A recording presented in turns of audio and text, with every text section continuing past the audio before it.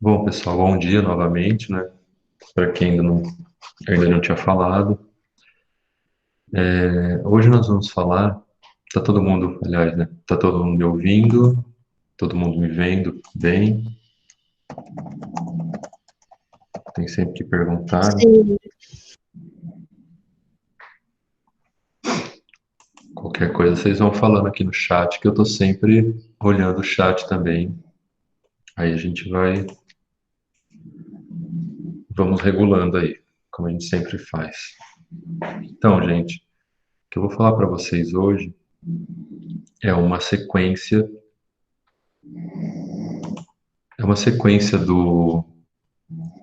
da nossa caminhada, né, pela história da arte.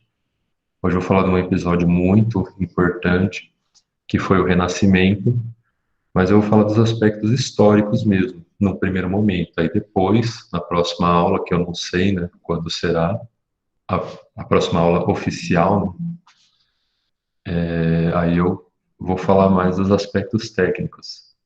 Só que nós já fizemos, né, uma boa sondagem nesses aspectos quando eu falei com vocês sobre os 4 elementos básicos da arte gráfica, que era a proporção, a perspectiva, o sombreamento e a composição, isso, vocês estão lembrando aí. Então, e também, né, para falar do trabalho que eu pedi para vocês fazerem, eu também já pensei nesses dois aspectos,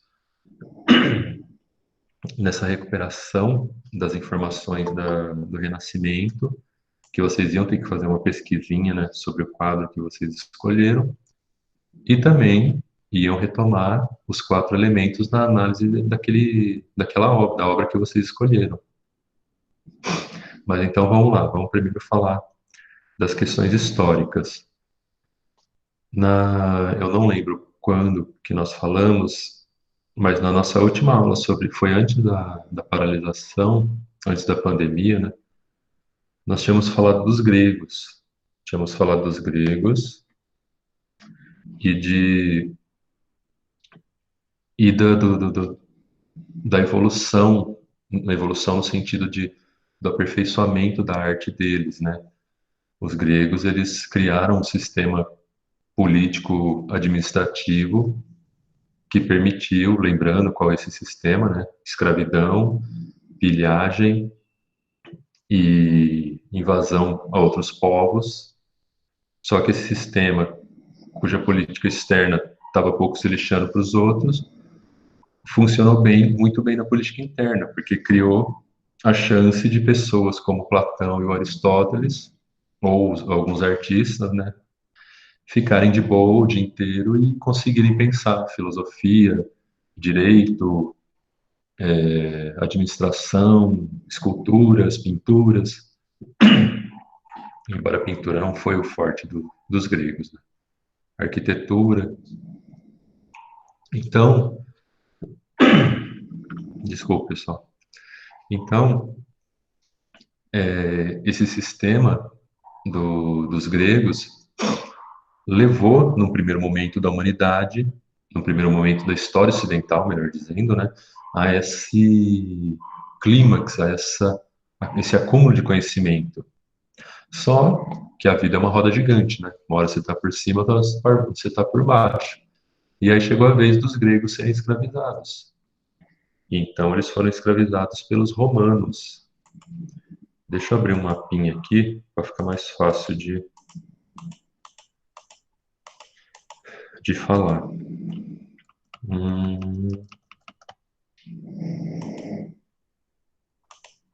vamos ver se abre, vai abrir.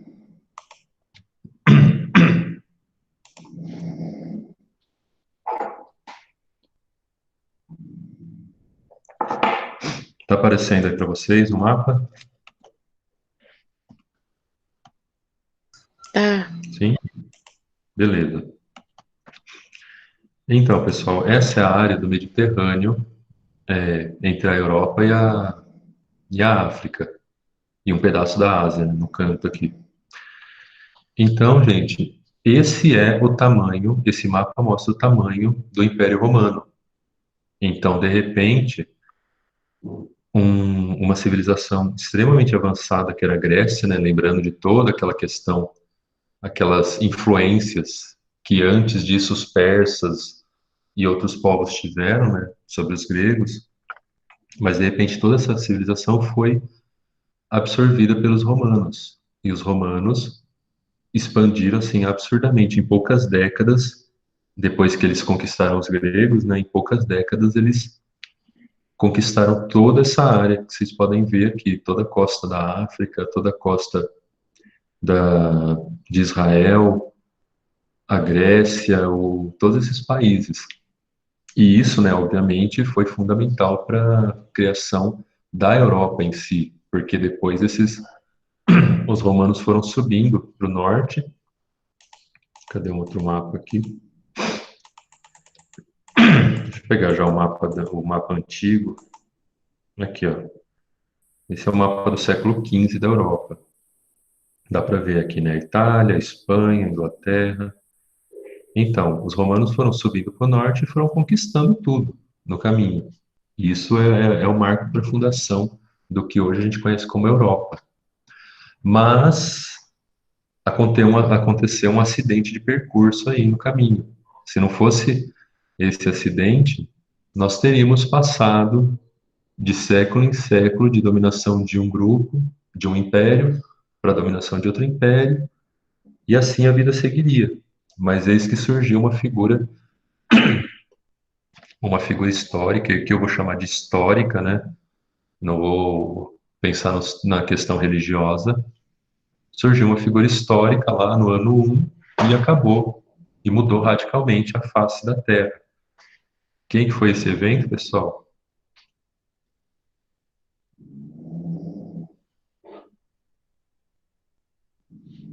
Quem que nasceu lá no primeiro ano da nossa era cristã?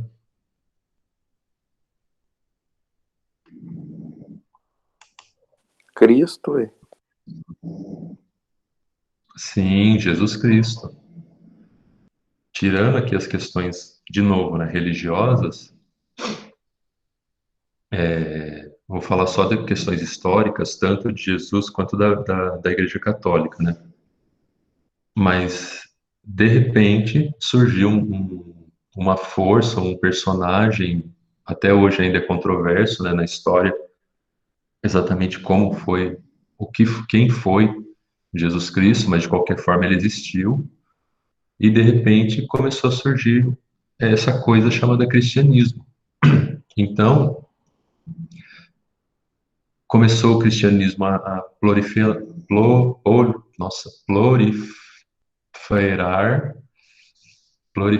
proliferação, isso, proliferar, começou a se espalhar por toda essa área do Império Romano. Então, em toda parte, cadê aquele mapa anterior? Aqui. Por todo o Mediterrâneo começaram a nascer focos de cristianismo. E durante os 3 séculos seguintes à morte de Cristo, esses focos só foram aumentando. O cristianismo ele era muito atraente, né? Em comparação com o politeísmo romano e mesmo com outras formas de religião que existia na época, porque ele dizia, pelo menos em teoria, né, que todos eram iguais. Não existia um povo escolhido.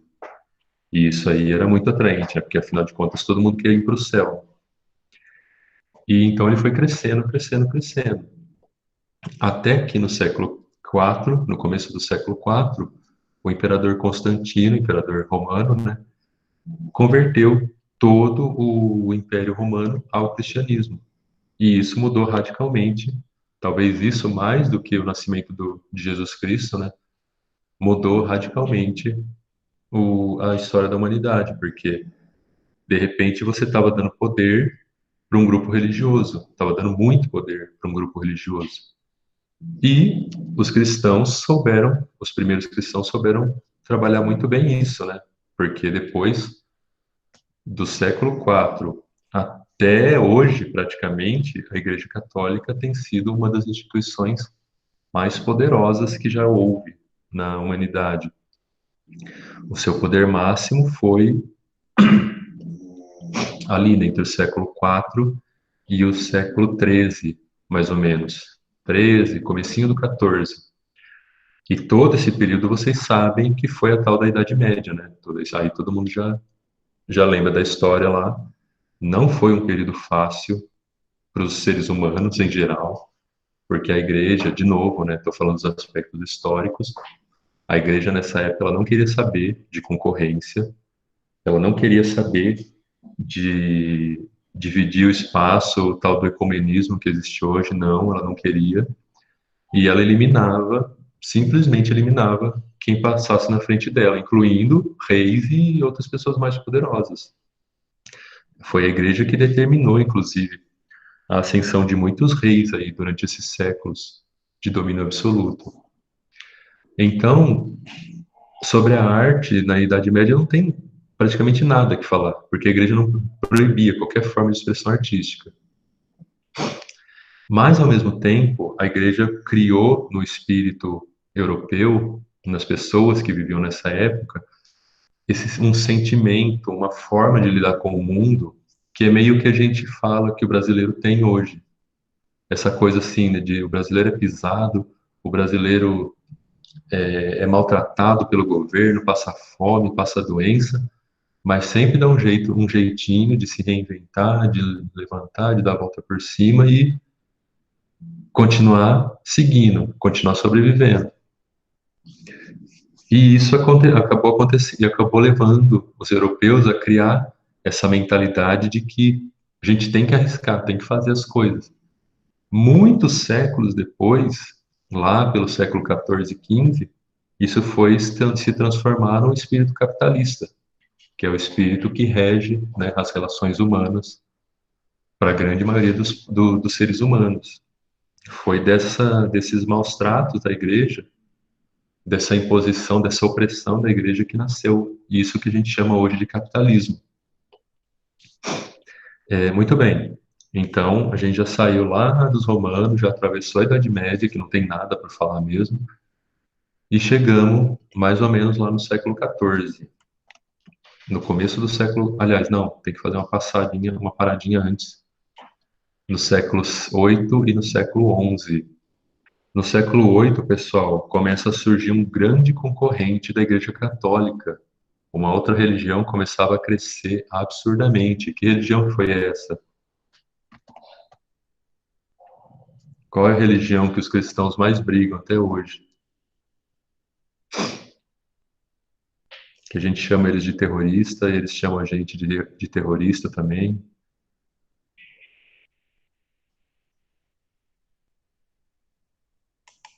Os muçulmanos, Vamos ver, eles sabem. os islâmicos, Isso, os islâmicos.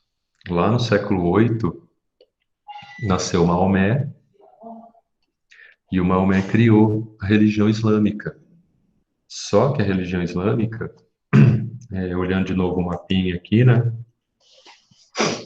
O Islã, ele nasceu ali no onde hoje é a Arábia Saudita. E ele rapidamente se espalhou por todo o norte da África, se espalhou por todo o Oriente Médio, para a Turquia, para a Espanha. Então, lá pelo século 10, 11, tudo isso estava dominado. A Europa, o cristianismo, né, ele estava restrito, a, ele estava bem cercado, assim, bem acuado pelo islamismo. E isso começou a se tornar insustentável, né? Porque a Igreja Católica, e não só a Igreja Católica, né, mas outros reis dessa época, começaram a ficar puto da vida, porque estavam perdendo terreno, estavam perdendo fiéis, estavam perdendo dinheiro. Então, no século XI aconteceu as famosas cruzadas, lá no comecinho do século XI. O que foi as cruzadas, gente? Vocês sabem isso também. O que foram as cruzadas?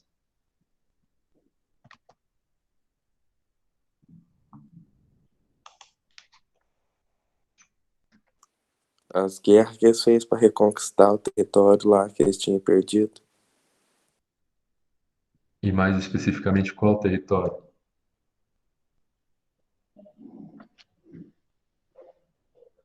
Que é hoje Espanha e Portugal, né? Não. Existe um lugar que até hoje, né, é o Ah, considerado então é um o da lugar Terra sagrado. Santa lá, né? Isso.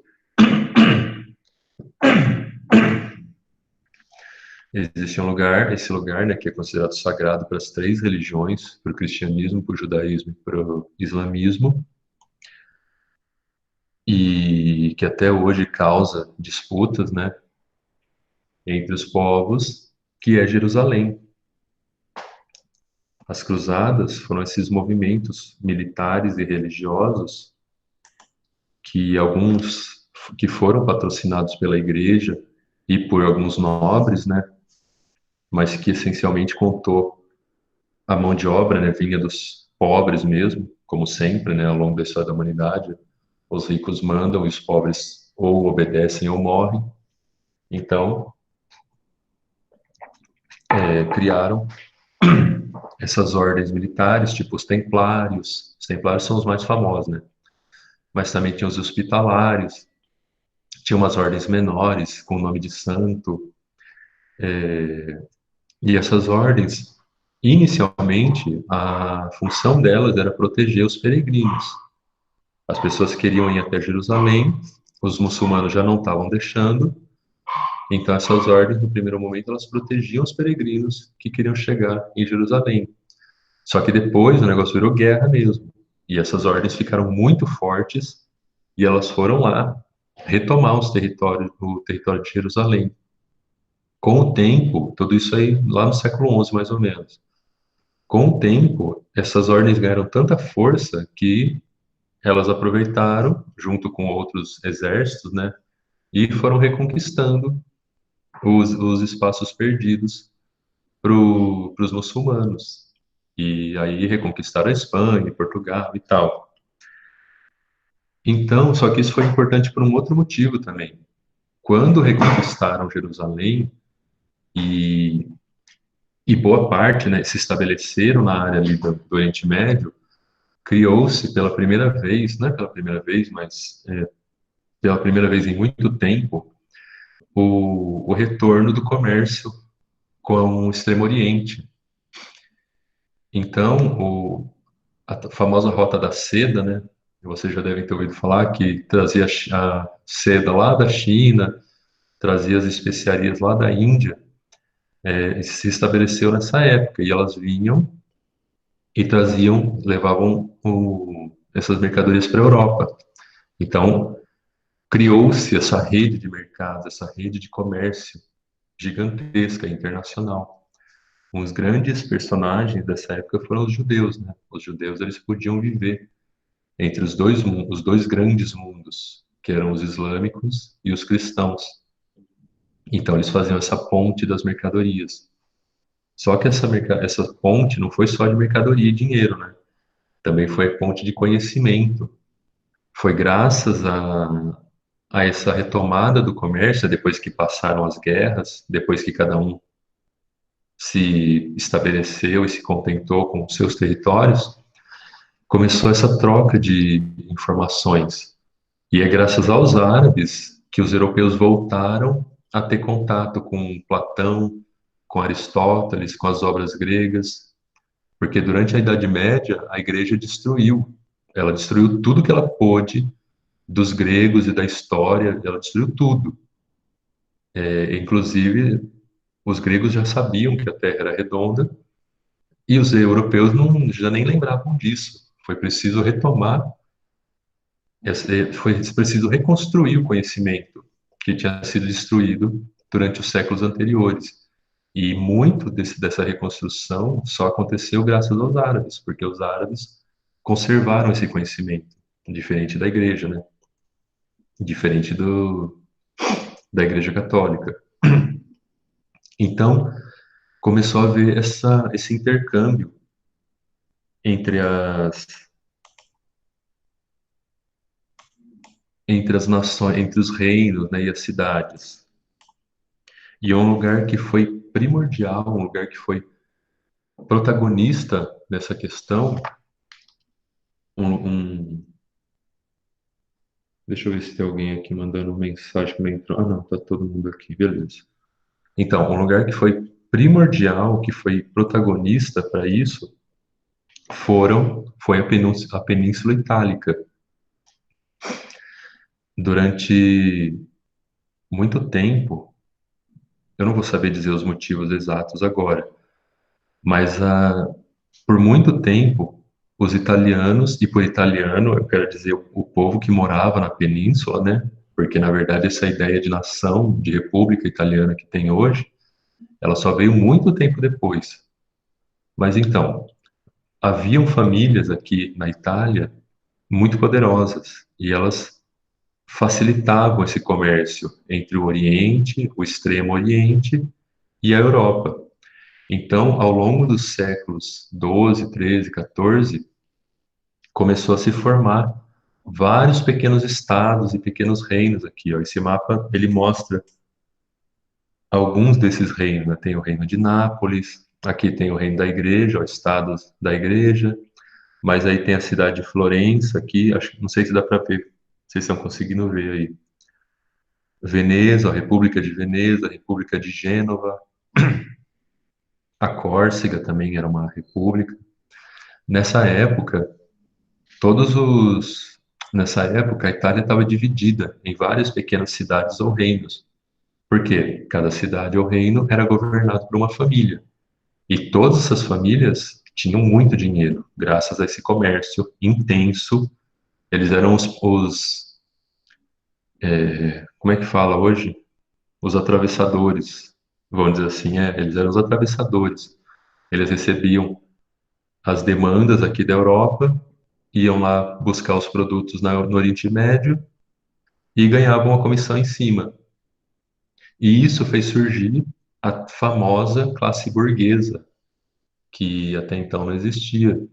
Foi a classe burguesa, foi esse comércio intenso que fez surgir essa nova classe, né? Antes existia apenas a nobreza, clero, uma classe à parte, né, o clero, e os pobres. Aí agora tinha, de repente, surgiu também a burguesia. Então, de novo, só que essa burguesia, ela não acumulou só dinheiro, ela acumulou conhecimento também, acumulou cultura. Então, lá pelo meio do século XIV,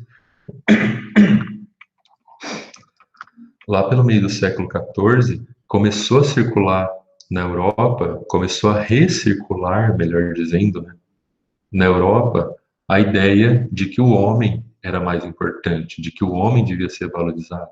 Lembra que entre os gregos eles falaram o homem é a medida de todas as coisas? Então, começou a surgir na Europa esse movimento, que é o conhecido humanismo.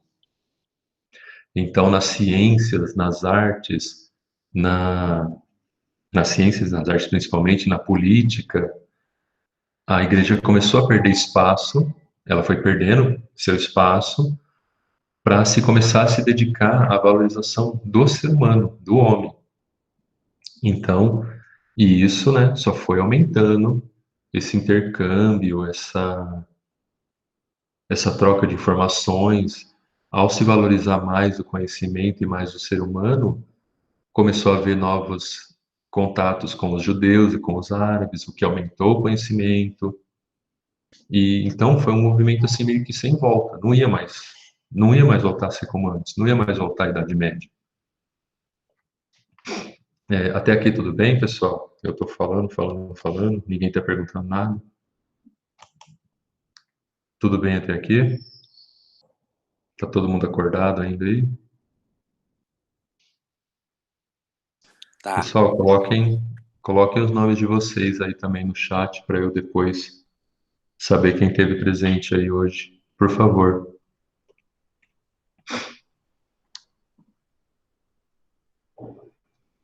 Beleza, Pedro Henrique.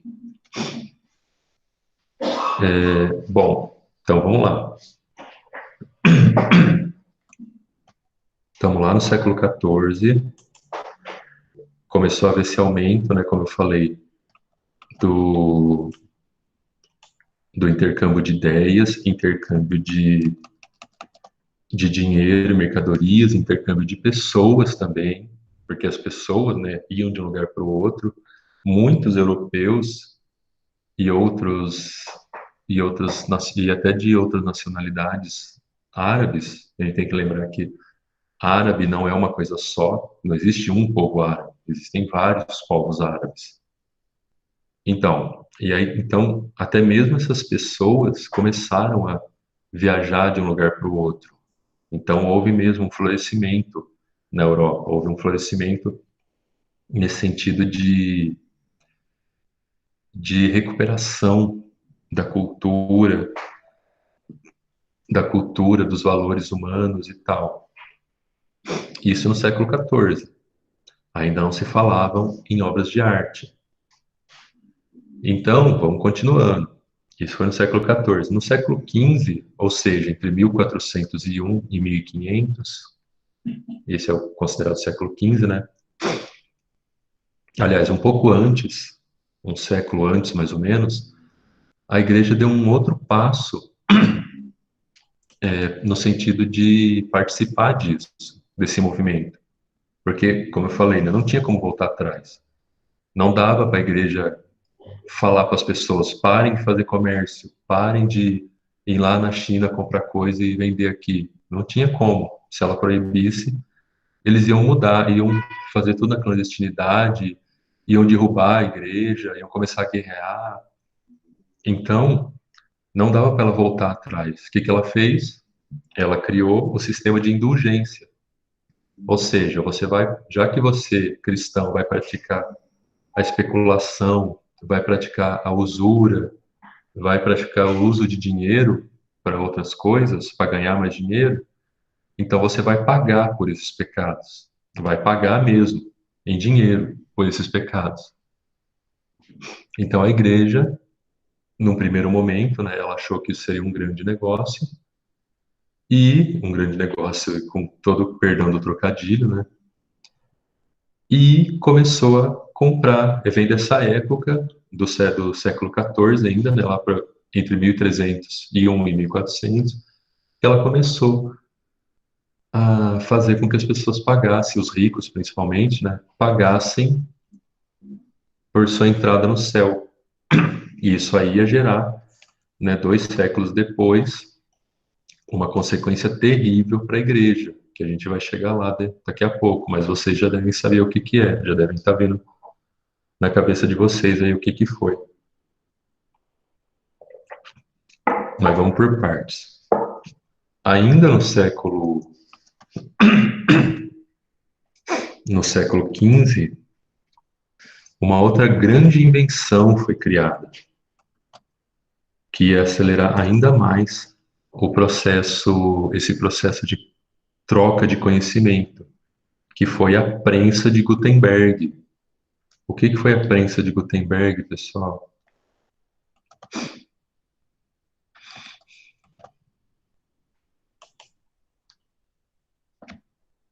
Hum?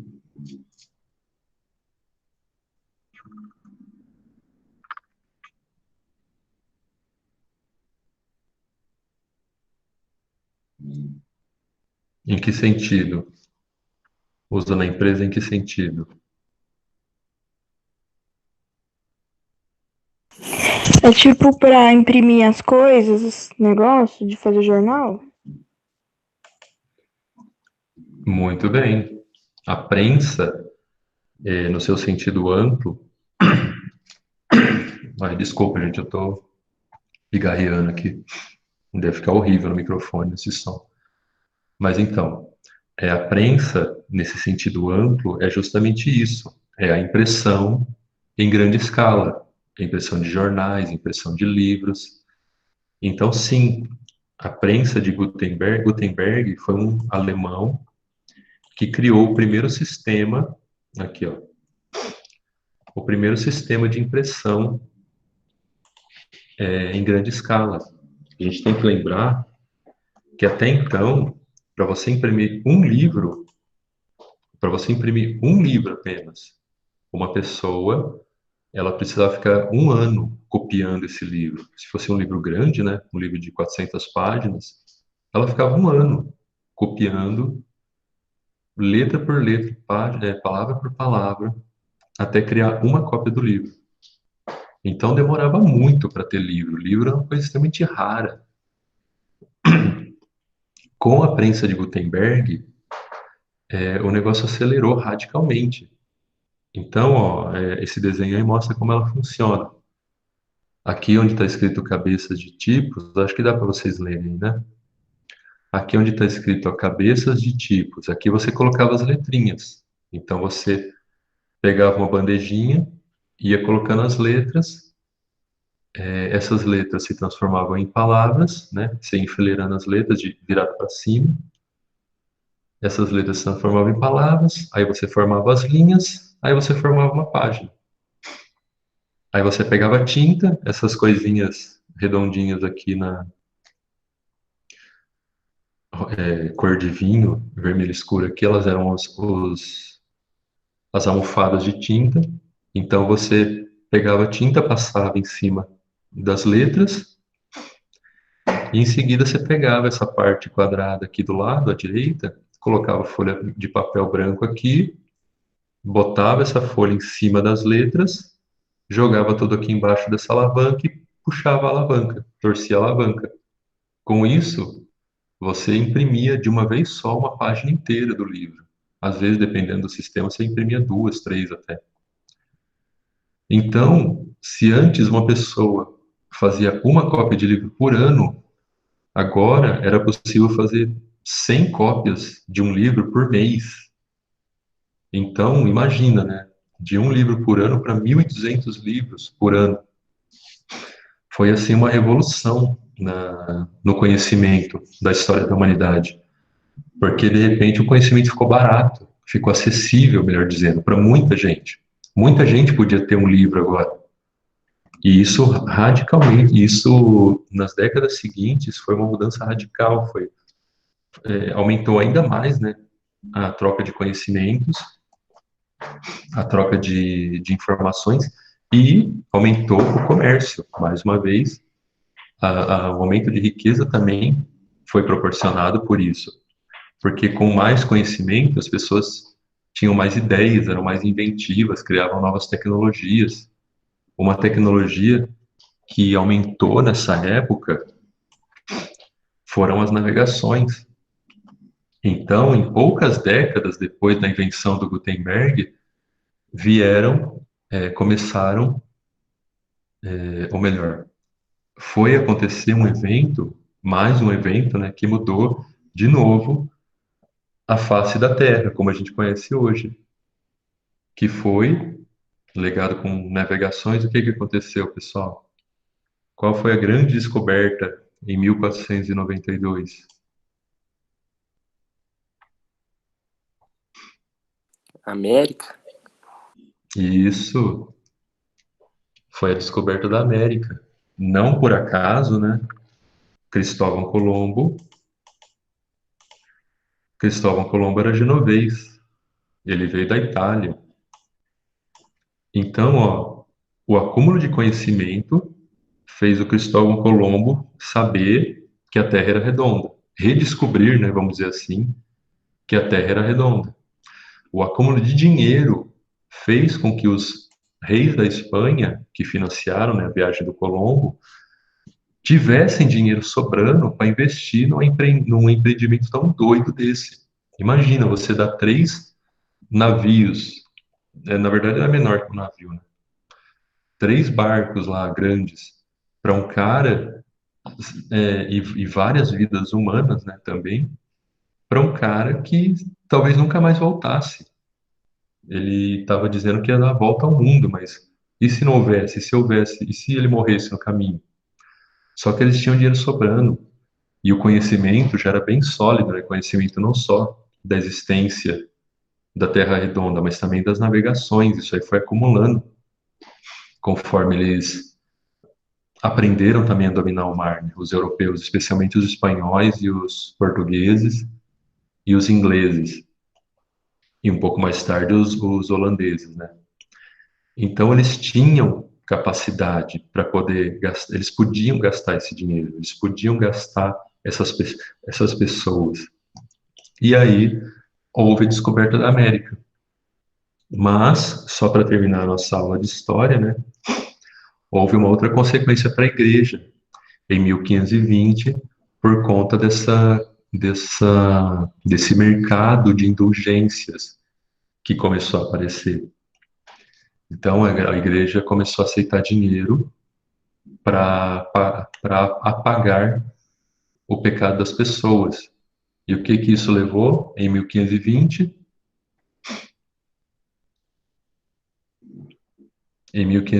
o que que aconteceu? Como é que começou a haver um protesto contra a igreja? Qual que é o nome desse movimento? Que foi feito lá pelo tal do Martinho Lutero? Protestantista. Sim, a Reforma Protestante.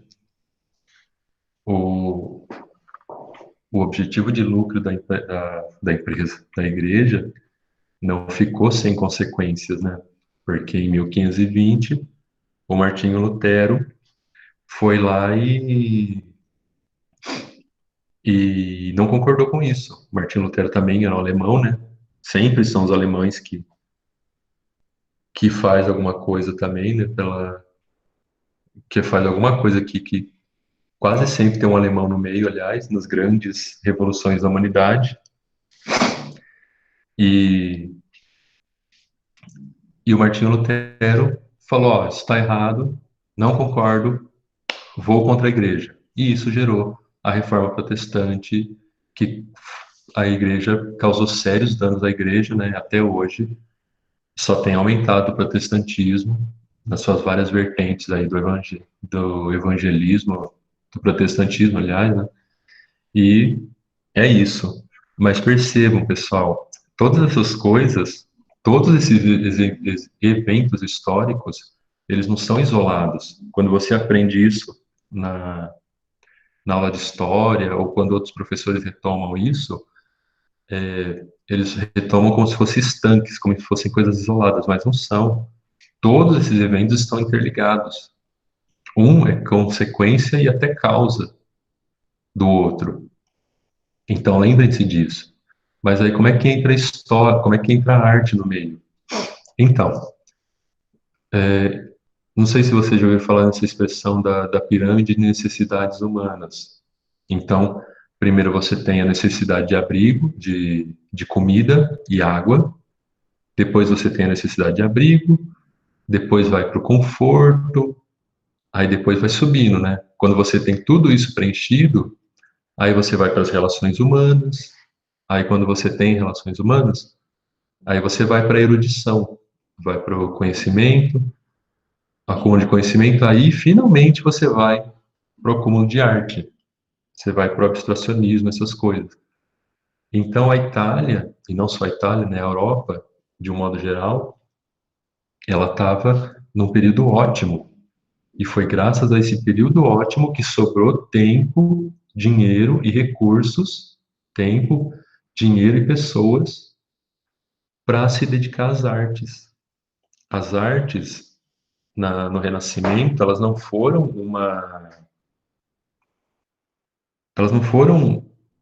as artes não foram a causa do Renascimento.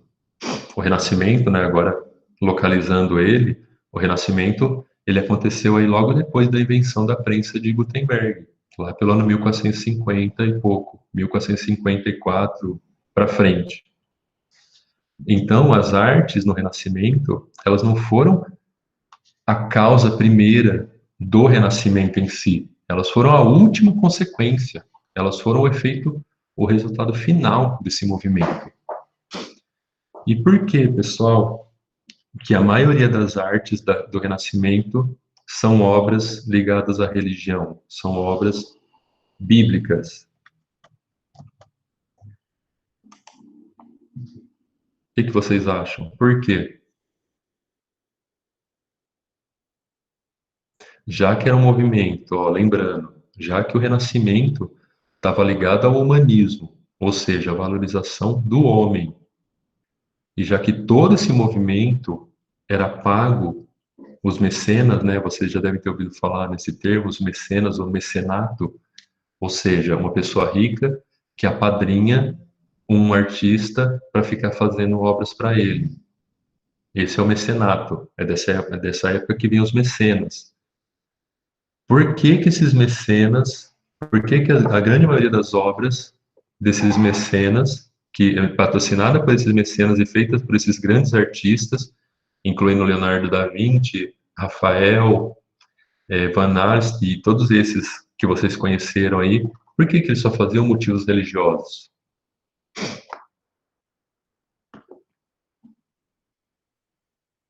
Hã? Chutem.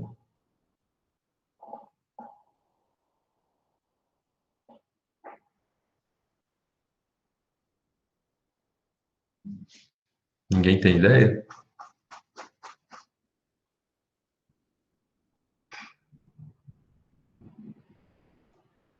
Também, porque era o que estava em evidência. Também. Mas tem um outro motivo um pouco mais medíocre aí no meio, um pouco menos nobre. Ó, imagina assim, que eu dou aula, né? Eu dou aula de português, e aí eu preciso que alguém conserte o chuveiro da minha casa que queimou. Aí eu pergunto pro cara, quanto é o conserto do chuveiro? Ele vai falar R$ 50. Aí eu falo, eu posso pagar com aula? Aí ele fala, tudo bem. Então eu pago o conserto do meu chuveiro com uma aula de português. Como é que isso funcionou com as artes? Os ricos, os burgueses e os nobres, eles tinham que pagar imposto para a igreja. Eles tinham que pagar a indulgência para a igreja. Ao invés deles pagarem dinheiro, eles pagavam em obras de arte. Eles mandavam os artistas que eles tinham contratado irem até as igrejas, a famosa Capela Sistina, lá na Basílica de São Pedro, lá no Vaticano.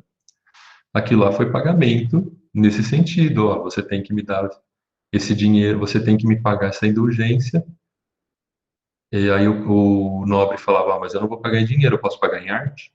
Aí o cara falava, tá bom. A igreja falava, tá bom, pode pagar. Então é por isso que a grande maioria das obras da época do Renascimento são motivos religiosos. Muito bem, gente. Já falamos demais aqui de história. Agora eu vou retomar com vocês rapidamente um pouco do que vocês têm que fazer no trabalho, para quem ainda tiver dúvida, para quem ainda não entregou, mas também para quem já fez, se quiser complementar um pouquinho, né? O que que eu quero que vocês façam, gente? Ó, por exemplo, essa obra aqui do Santa Croce. Primeiro vocês vão dar uma pesquisada na obra. Se vocês não encontrarem nada, gente, na internet, não se preocupem. Como eu falei, todas essas obras são religiosas. Então, no mínimo, o que foi a Santa Ceia, você sabe. No mínimo, você sabe. Você, com o mínimo de conhecimento de cristianismo, você sabe o que que foi essa cena que está aparecendo aqui. Então, só isso já dá para você especular tanto sobre esses personagens quanto sobre esses outros símbolos que aparecem, ó. Essa hóstia, esse cálice com essa hóstia aparecendo aqui em cima. Então, tudo isso aqui é simbolismo cristão. Então, mesmo que vocês não encontrem nada de informação da obra em si, vocês vão saber que se trata de uma referência bíblica. Então, procurem na Bíblia. Essa obra aqui que está aparecendo agora, isso aqui é Santa Isabel e Santa Maria. Santa Isabel estava esperando João Batista, Maria estava esperando Jesus. A parábola do casamento também é uma passagem da Bíblia. A Torre de Babel, mesma coisa. Então, vocês vão saber, vão ter alguma coisa mesmo que vocês não consigam encontrar nada na internet, vocês ainda vão conseguir saber alguma coisa dessas obras. Beleza, agora sobre os elementos técnicos. Vocês precisam ter em mente, primeiramente, antes de tudo, o seguinte: o que que vocês estão vendo nesse momento agora? Vocês estão vendo vocês estão vendo pessoas numa mesa comendo e discutindo?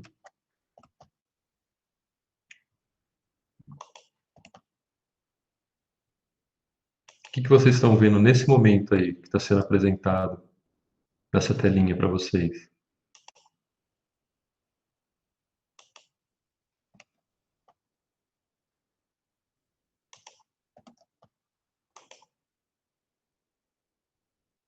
Bom, ninguém quer falar, eu vou falar então, né? Está sendo apresentado ou melhor, o que está sendo apresentado para vocês aí nesse quadro não é a Santa Ceia, não é um grupo de pessoas sentado em volta de uma mesa, não é isso. O que está sendo apresentado para vocês é uma tela bidimensional, cheia de pontos coloridos, alguns azuis, outros vermelhos, alguns claros, outros escuros, alguns formando linhas, alguns formando curvas. É isso que está sendo apresentado para vocês. Mas o cérebro de vocês é capaz de processar esse monte de ponto e transformar isso numa imagem reconhecível, numa realidade possível, que nesse caso é a representação de uma mesa, de pessoas em volta dessa mesa, essas pessoas dentro de um prédio, e esse prédio supostamente num lugar do mundo. E, graças ao nosso conhecimento histórico, nós sabemos que provavelmente se trata da Santa Ceia, da representação da última ceia. Então percebam isso, vocês não estão vendo uma cena, vocês estão vendo pontos numa tela. Então, a partir daí que vai servir aquele conhecimento de sombreamento, perspectiva, composição e proporção. Olha só, olha o Judas aqui da história. Como é que eu sei que é o Judas, né? Quase toda Santa Ceia vai ter o Judas em oposição a Cristo e ele vai estar segurando um saquinho de dinheiro. Olha o saquinho de dinheiro aqui, ó. Então, você sempre vai ter na cena da última ceia sempre vai ter Cristo no meio, Pedro, né, ao lado dele, que é o mais velho, João do outro lado, que é o mais novo, e o Judas. Os outros apóstolos nem tem como saber quem é, mas esses quatro você quase sempre vai reconhecer. Mas então, vamos falar aqui de sombreamento, ó. Percebam as áreas escuras da tela. Essas áreas escuras, ó, aqui nas cabeças dos personagens também, ó. O lado direito é um pouco mais escuro que o lado esquerdo. Aqui no chão, ó, essa cesta está tendo ela acompanhada dessa área escura. Então, o sombreamento me indica que a fonte de luz que está iluminando esse ambiente, a principal fonte de luz vem de algum lugar aqui acima e à esquerda. Existe alguma fonte de luz dessa janela no fundo? Existe. A simulação de sombra dela está aqui, ó. Essa cruz enorme da janela, ela está projetando sombras aqui, ó. Questão de perspectiva. Existe perspectiva aqui? Com certeza. Olha só, ela se manifesta tanto na geometria do lugar, na geometria do chão. Olha o chão se projetando tudo para algum lugar aqui, ó, na janela. Essas linhas do chão aqui.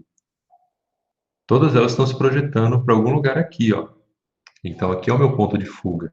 E a minha linha do horizonte está muito bem definida pela linha do horizonte pintada aqui mesmo, ó.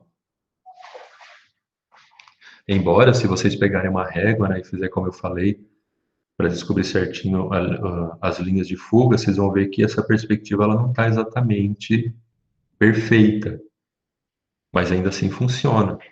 Os cantinhos da mesa aqui, ó, eles estão se projetando também para algum lugar aqui.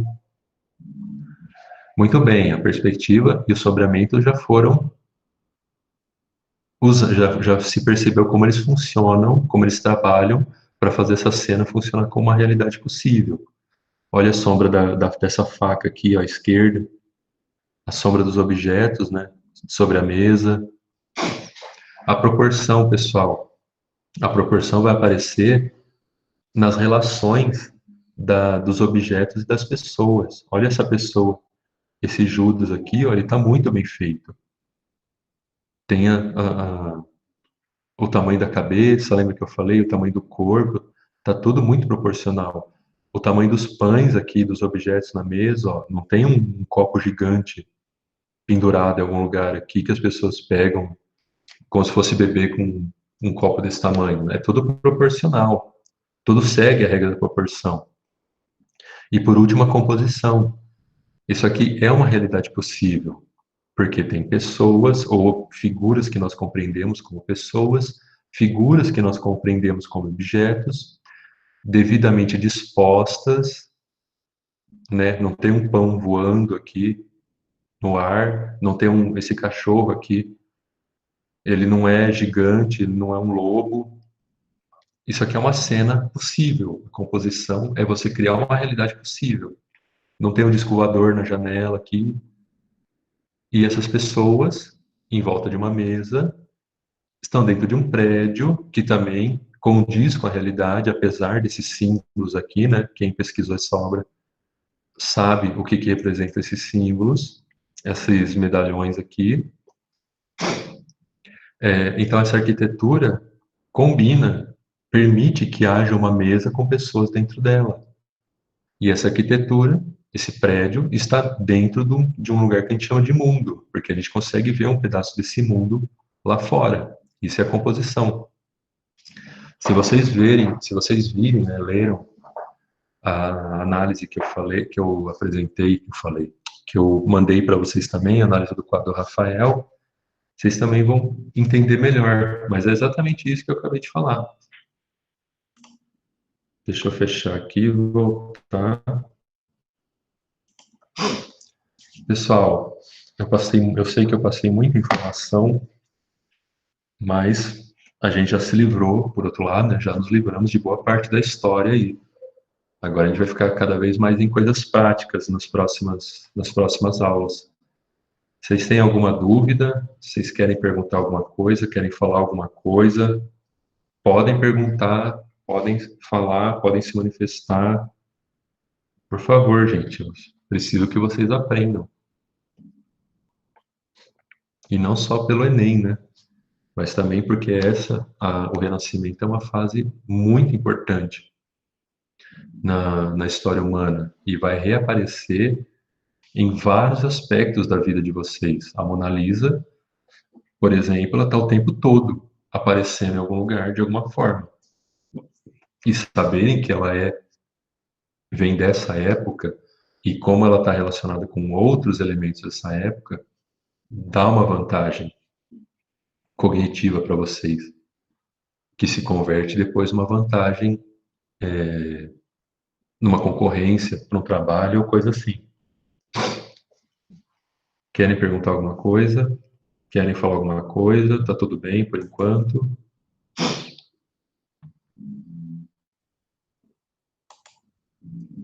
Bom, de novo, né? Estou no celular. Me escrevam se tiverem dúvidas. Se quiserem esclarecer alguma coisa do trabalho. Sobre o trabalho, uma pessoa só pode mandar, não precisa as 3 ou 4 pessoas do grupo mandar, só uma manda lá no Classroom, mas não esqueçam, né, de colocar o nome de todo mundo. O que mais? Acho que é isso. Puseram seus nomes aqui, né, no chat. Então é isso, pessoal. Eu acho que é isso. Se vocês não tiverem mais nenhuma pergunta, a nossa aula acaba por aqui. Muito obrigado a todos que estiveram presentes aí, muito obrigado mesmo. Bom fim de semana para vocês. E a gente vai se falando aí na semana que vem. Falou, professor. Com Deus aí. Bom dia pro senhor. Tchau, professor. Obrigado. Professor. Valeu, gente. Muito obrigado.